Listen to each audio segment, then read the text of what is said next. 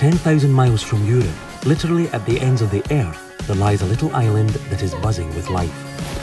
Separated from mainland Australia by one of the world's most treacherous stretches of water, Kangaroo Island's 1,680 square miles is covered with an incredible diversity of wildlife. Kangaroos, koalas, tiger snakes, great white sharks, sea lions and over 1 million wallabies inhabit this stunning landscape. But the real story lies with the people who have decided to call this place home.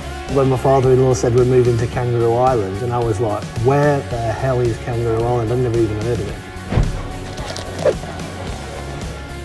Never bored. Yeah. There's always something to do. And when you go back to a shopping centre, it's like, ah! Well, you sort of take it a little bit for granted. You know, you're out with the dolphins most days and out with nature.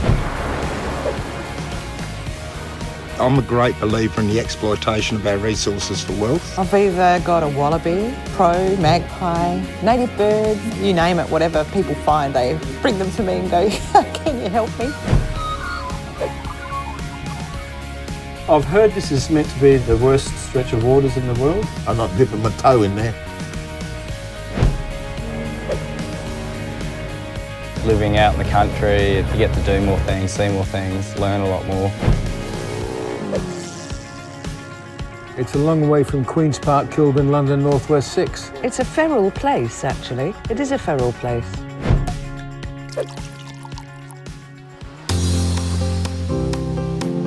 Yet the future of this unique island paradise hangs in the balance.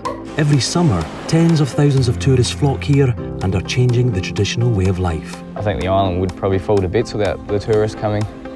And the environment is also under threat. There's something of biblical proportions happening in the marine environment.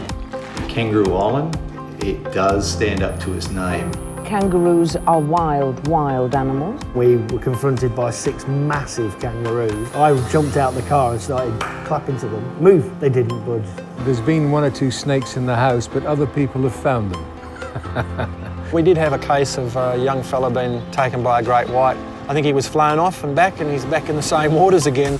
One very distinguished pelican was seen eating a chihuahua alive once, and that justified that particular pelican's place on the face of the earth forevermore, in my opinion. We don't actually hunt anything because we have no foxes or rabbits on the island, and of course we're not allowed to hunt any of the wildlife. We ran over a baby wallaby and it was very, very sad, and my wife was crying and she went, oh no, it's still alive, so I had to reverse over it again.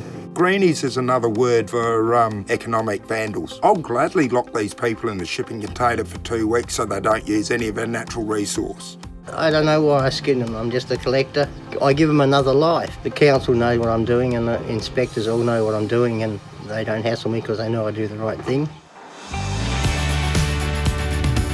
This factual format series will get under the skin of one of the most amazing places on earth.